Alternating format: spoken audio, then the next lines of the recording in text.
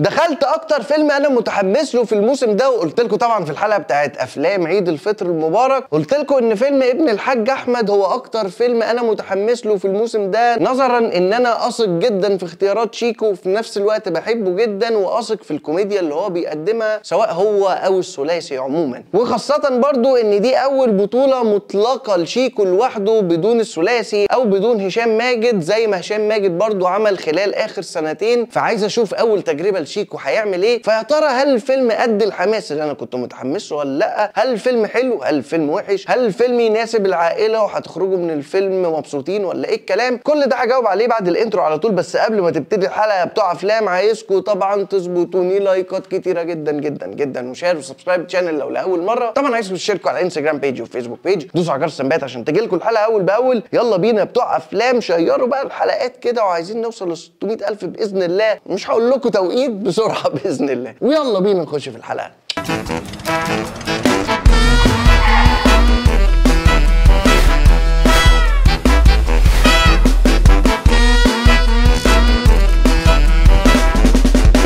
معلش يا بتوع افلام، هاخد من وقتكم لحظه، وقبل ما ابتدي الحلقه سبونسر الحلقه دي هي اولم تريد. ايه اولم تريد دي؟ طبعا يا بتوع افلام انتوا عارفين ان احنا عايشين في عصر التكنولوجيا وعصر كل حاجه حديثه وكل الكلام ده، ولو انت عايز تدير فلوسك صح وعايز تستثمرها صح، فرشح لك بكل قوه افضل منصه للتداول حاليا هي اولم تريد، اللي انا بستخدمه شخصيا، وهتخليك واحد من رواد عالم التداول اللي موجود حاليا. وعالم التداول بحس ان ناس كتيره جدا بعيده عنه، او ناس كتيره ما تعرفش عنه كتير، بالرغم ان ده ممكن تستثمر فيه فلوسك وممكن يفيدك جدا جدا جدا. والموضوع ببساطه يا بتوع افلام ان انتوا تنزلوا او تحملوا الابلكيشن من خلال جوجل بلاي او اب ستور، وبعد ما تنزله وتسجل فيه على طول هتلاقيه نزل لك حساب تجريبي على طول، وطبعا من خلاله تقدر تعمل حساب حقيقي، وفي نفس الوقت طبعا عملية الإيداع وكل الكلام ده معمولة بطريقة سهلة وبسيطة جدا. فأنا هفتح قدامكم كده بتوع أفلام ووريكم صفقة صعود بقيمة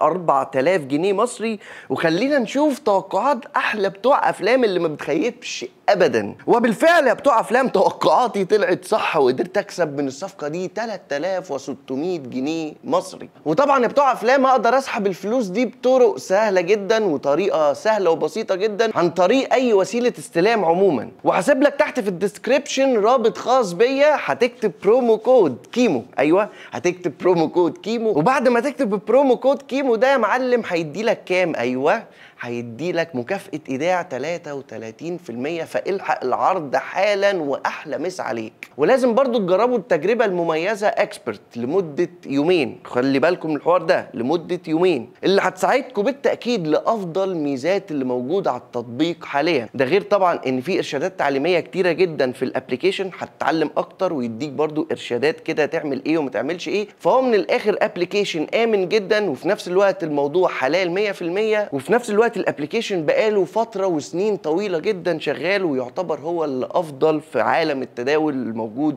في السوق حاليا. فانا هسيب لكم كل اللينكات في الديسكريبشن، وحملوا التطبيق، وهسيب لكم كل اللينكات تحت في الديسكريبشن. ويلا بينا نخش دلوقتي على ريفيو فيلم ابن الحاج احمد.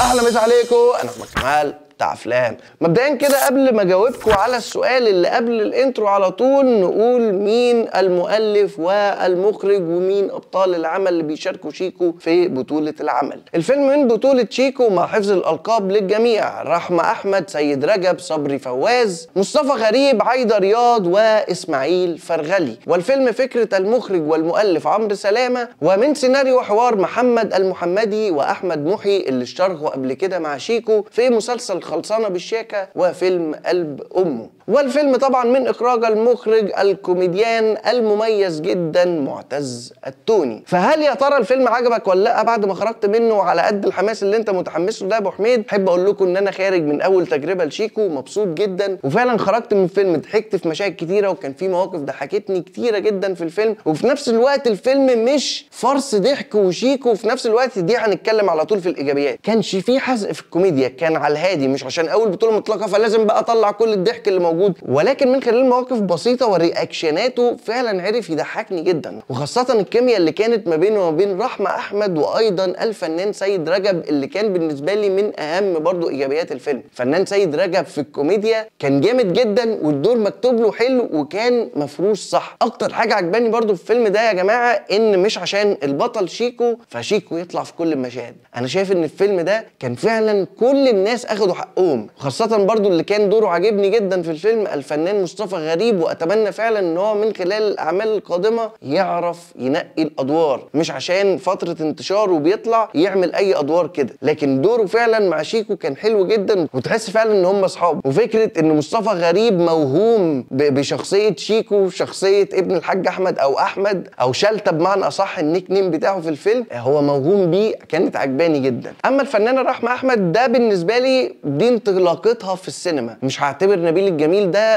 يعني هي اشتركت فيه اساسا، وطبعا حلو جدا ان اسمك يبقى موجود جنب محمد هنيدي وكل حاجه، لكن دورها فعلا تحس بوجودها في الفيلم من خلال فيلم ابن الحاج احمد الصراحه. برغم ان انا طبعا عندي تحفظ، في ناس هتقول لي يا ابو حميد بقى عشان لا، فعلا كان في مشاهد كان صوتها عالي جدا خاصه في المشاهد وهي بتزعق او بتتخانق مثلا مع شيكو في الفيلم. غير المشاهد دي فعلا كان دمها خفيف جدا بالنسبه لي الصراحه في الفيلم وما ضايقتنيش خالص. وهي في الاول وفي الاخر يا بتوع افلام اذواق، ممكن تخش الفيلم ما يضحككش، ممكن تكون في مود وحش دخلت الفيلم مش عاجبك، مش شايف الكوميديا دي، انت بتحبش نوعيه الكوميديا دي. هي في الاول وفي الاخر اذواق. انا عن نفسي كان معايا مهاب اهو ومرجعش ال 100 جنيه الحمد لله، وكان مبسوط جدا وخارج من الفيلم مبسوط وكان بيضحك. وسبحان الله يعني برضو مهاب غير ان انا بدخله افلام رجعوا لي 100 جنيه، هو اساسا من النوع اللي هو ما بيضحكش على اي حاجه، ما بيعجبوش اي حاجه. ففكره ان انا الاقي مهاب بيضحك، يعني انا مش بضحك لوحدي. ومش بقول لك كده عشان القاعه بقى كانت مليانه، انا دخلت الفيلم بدري جدا، ودخلت الفيلم اول يوم العيد اللي هو الناس لسه بتفطر مع اهاليها وكحكوا وغريبه وبتاع، فكانت القاعه مش كبيره فما عرفتش اشوف رد فعل الناس ايه. ولكن عن نفسي انا شايفه فيلم خفيف عائلي جميل جدا، ويعتبر هو احسن حاجه في السوق دلوقتي تتفرج عليها كعيله في العيد مثلا. وزي ما بقول لك ده في الاول في الاخر هي اراء. وبرده من الحاجات الحلوه برده اللي في الفيلم فكره الفيلم، فكره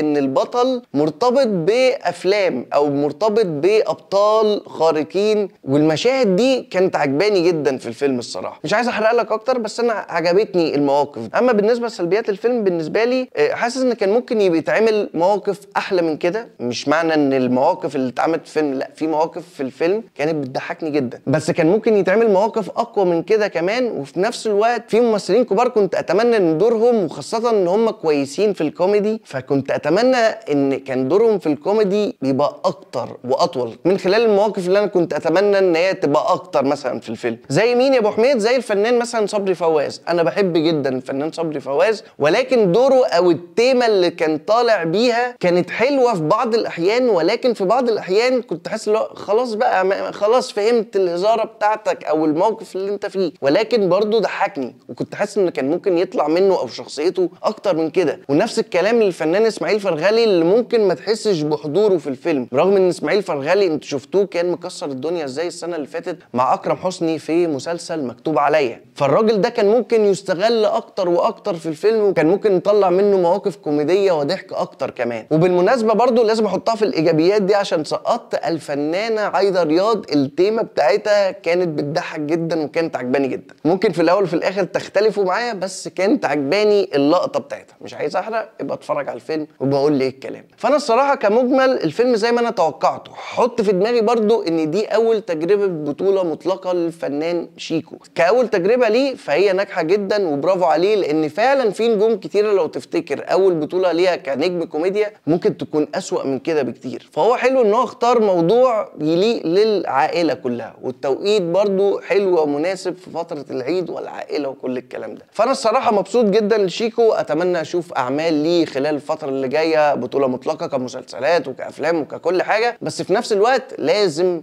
الثنائي ده يفضل موجود، هشام ماجد وشيكو، ومنتظرين بفارغ الصبر جمهور اللعبه. وان شاء الله متاكد وعندي احساس كده ان اللعبه الجزء الرابع هيبقى اقوى من الجزء الثالث باذن الله. عندي احساس كده داخلي، حاسس ان هم بيشتغلوا عليه بقالهم فتره وركزوا في الحوار ده. لما الموضوع ياخد فتره يتعمل باذن الله ويا رب، يعني ممكن توقعي يطلع اي كلام الله اعلم. اتمنى ان ده اللي يحصل، واتمنى ان الثنائي هشام ماجد وشيكو يعملوا اعمال كتيره جدا مع بعض سواء اللعبه او ايا كان، ويعملوا اعمال منفرده ما فيهاش اي مشكله. واتمنى برضو اشوف الثلاثي كمان مع بعض في عملي. يعني سمعنا الفنان احمد فهمي هيعمل رجل عناب قريب كفيلم، اتمنى ان احنا نشوف الثلاثي مع بعض. ده الفيلم ده ممكن هيكسر الدنيا والله. وبس ده اللي اقدر اقوله بتوع افلام على فيلم ابن الحاج احمد اللي انا تقييمي ليه هو 7 من 10. وبس ده اللي اقدر اقول لكم بتوع افلام على الفيلم. وسؤالي ليكم اللي بتوع افلام، هل شفت الفيلم ولا لا؟ هل عجبك الفيلم ولا لا؟ وفي نفس الوقت قول لي ايه اكتر عمل بتحبه للثلاثي. والسؤال الاخر، هل تتمنى تشوف الثلاثي في فيلم الرجل العناب خلال الفتره اللي جايه ولا لا؟ سيبوا لي رايكم تحت في الكومنتات وهرد عليكم زي ما احنا متعودين على طول. وفي نهايه الحلقه بتوع افلام، اتمنى بعد اذن اخوك واحمد كمال بتاع افلام تظبطوني لايكات كتيره جدا جدا جدا، وشير وسبسكرايب الشانل لو لاول مره. طبعا عايزكم تشتركوا على انستجرام بيج وفيسبوك بيج وتدوسوا على جرس التنبيهات عشان تجيلكم الحلقه اول باول. واحلى مسا عليكم.